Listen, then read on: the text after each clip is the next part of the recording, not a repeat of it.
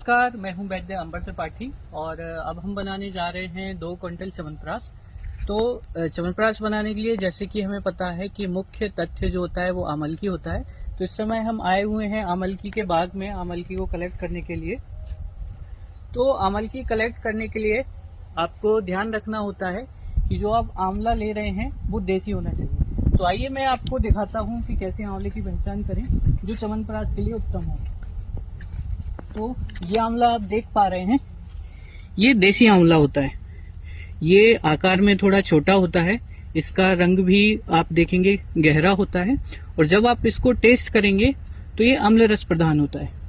आप इसकी पत्तियां भी देखेंगे, जैसे देख पा रहे हैं इसकी पत्तियां गहरे रंग की होती हैं और पत्तियों का आकार थोड़ा छोटा होता है। तो आपको यही देसी आंवला लेना है। तो आप कंपैरिजन कैसे करेंगे, तो हमारे पास है एक आंवला जो कि हाइब्रिड है, उसको मैं दिखाता हूँ।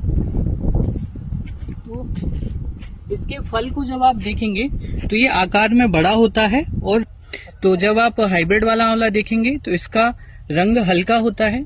जब आप इसको टेस्ट करेंगे तो ये कसेला ज्यादा होता है, अम्ल रस प्रधान नहीं होता है।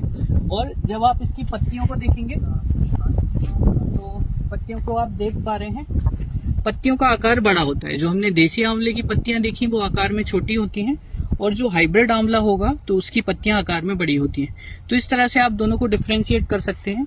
अब हम देसी आंवला ही क्यों लेते हैं, तो शास्त्रों में जो वर्णित किया गया है वो देसी आंवले का ही वर्णन किया गया है, क्योंकि देसी आंवले जो होता है इसको जब आप च्यवनप्राश में यूज करते हैं तो इसमें रेशे बहुत कम होते हैं। हाइब्रिड आंवला जब आप लेते हैं तो उसमें रेशे ज्यादा होते हैं, तो उससे जो च्यवनप्राश की क्वालिटी होती है उस पर काफी फर्क पड़ता है। तो आपको ध्यान में रखना है कि आप देसी आंवला ही लें और इसी तरह हमारे साथ इस जर्नी से जुड़े रहिए।